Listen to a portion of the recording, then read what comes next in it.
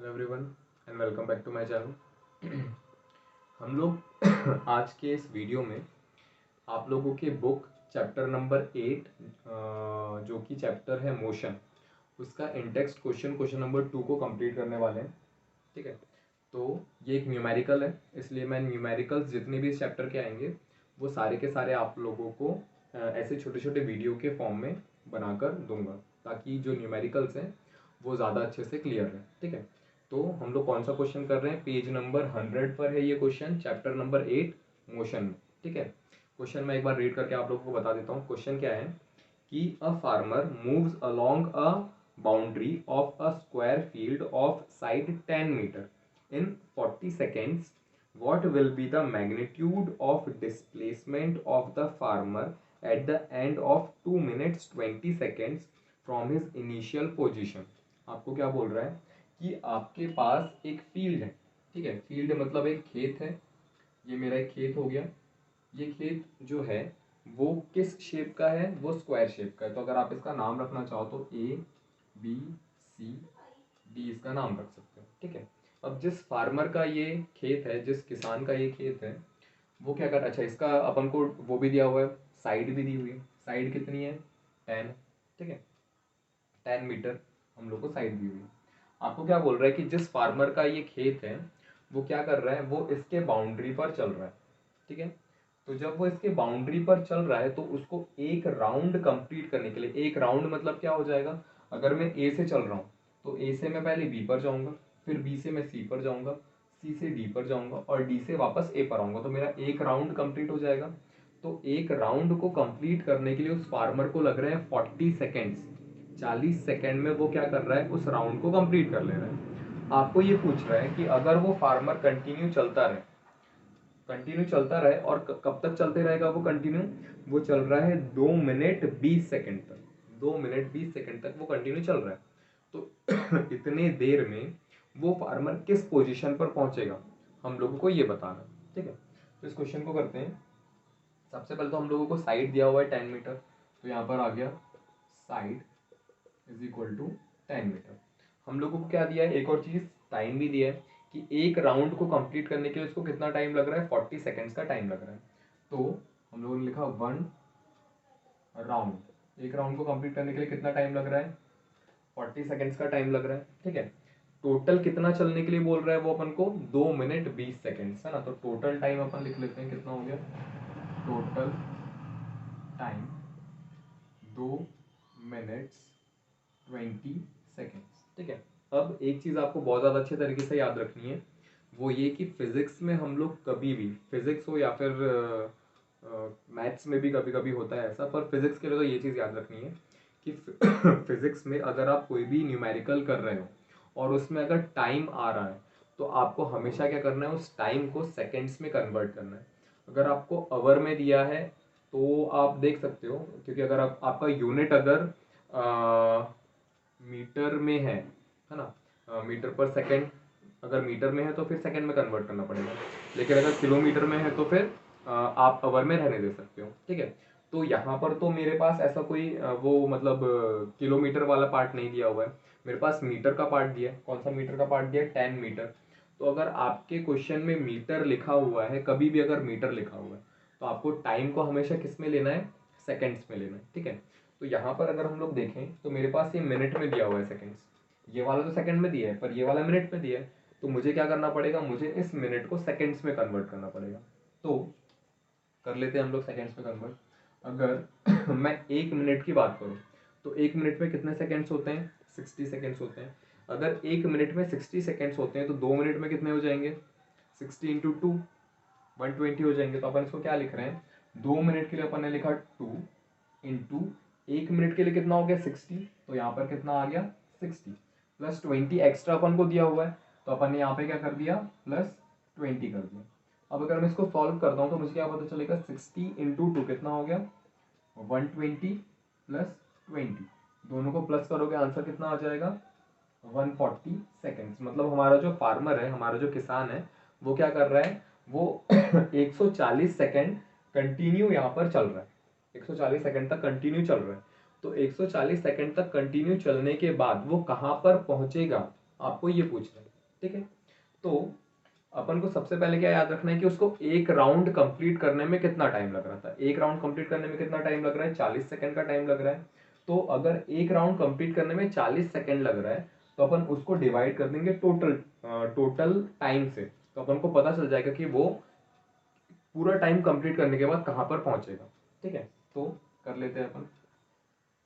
तो यहाँ पर आ जाएगा नंबर ऑफ राउंड्स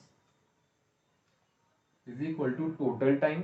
तो टोटल टाइम मेरा कितना है 140 divided by time to complete one round. तो एक राउंड को कंप्लीट करने में कितना टाइम लग रहा है 40। तो यहाँ पर कितना आ गया 40। ठीक है, अब अगर आप इसको कट करते हो तो 0 से 0 कट हो गया। 14 को अगर आप 4 से डिवाइड करोगे तो आंसर कितना आ जाएगा, ये रहा मेरा 14। 4 से किया मैंने, 4 3 ज़ा 12 होता है, तो यहाँ पर आ गया 3, यहाँ पर आ गया 12। 14 में से 12 माइनस हो गया 2 आ गया, पॉइंट लिया 0 आ गया। 4 5 ज़ा कितना हो गया 20 हो गया, और ये पार्ट कट हो गया। मेरा मतलब मेरा आंसर कितना आ गया 3.5।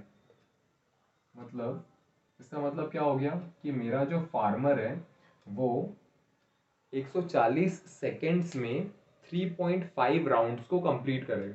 3.5 राउंड्स मतलब जैसे अगर वो ए से चलना स्टार्ट कर रहे हैं तो 3 राउंड अगर वो कंप्लीट करता है तो वो डायरेक्ट ए पर आ जाएगा।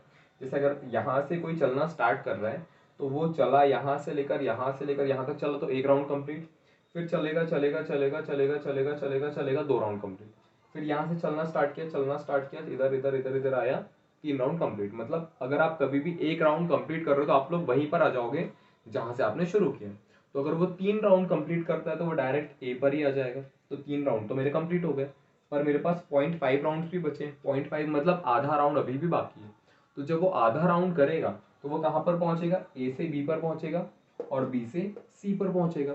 मतलब वो यहाँ से अगर शुरू कर रहा है तो आधा राउंड कंप्लीट करने के लिए वो कहाँ पर आ जाएगा, सी पर आ जाएगा। अब आपको क्वेश्चन में क्या पूछ रहा है कि जहाँ से उसने शुरू किया था और 140 सेकंड के बाद वो जहाँ पे पहुंचेगा उन दोनों के बीच का मैग्नीट्यूड निकालो। मैग्नीट्यूड मतलब मेरे अगर आप लोगों ने लेक्चर देखा होगा तो मैंने आप लोगों को बताया था मैग्नीट्यूड का मतलब होता है नंबर, है ना, यानी कि दोनों के बीच की डिस्टेंस निकालो। तो अपन डिस्टेंस कैसे निकालेंगे, अगर हम लोग इस पार्ट को देखें तो ये एक स्क्वायर है पर मुझे इस ए और सी के बीच की डिस्टेंस निकालनी है।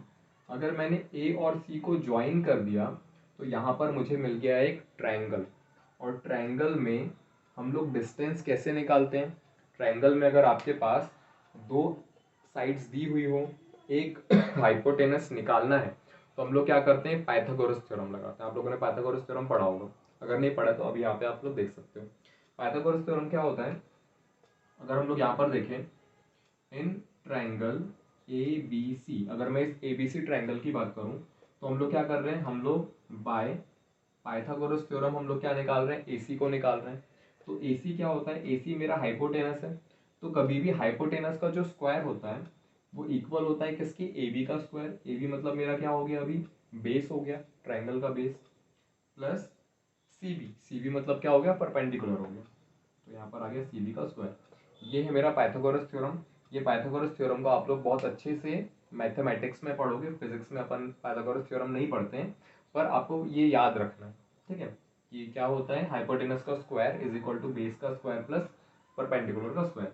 अब अगर मैं ए सी की बात करूँ तो ए सी तो मुझे कैलकुलेट करना है, तो ए सी की जगह तो कुछ नहीं आएगा।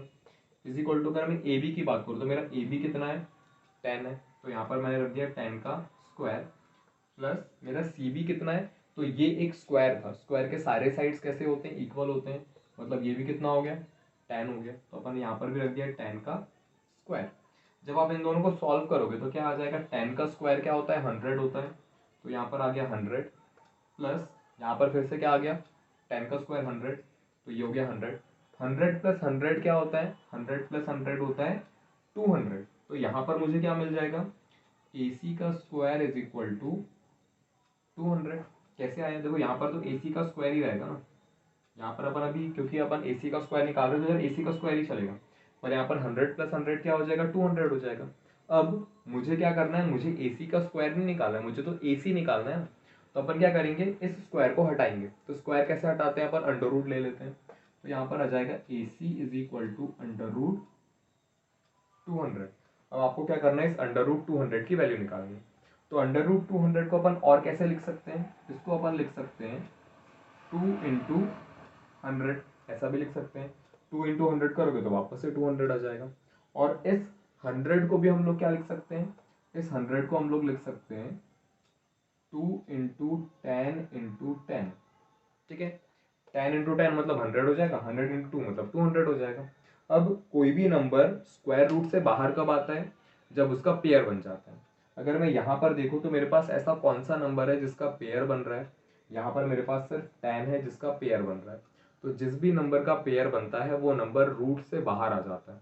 तो ये नंबर 10 इसका पेयर बन गया, रूट से बाहर आ जाएगा। तो यहाँ पर मुझे क्या मिल जाएगा, यहाँ पर मुझे मिल जाएगा 10 अंडर रूट 2, और ये क्या हो गया मेरा, ये मेरा आंसर हो गया। मतलब यहाँ ए से लेकर सी तक की डिस्टेंस कितनी हो गई, 10 अंडर रूट 2, ये मेरा आंसर रहेगा, ठीक है।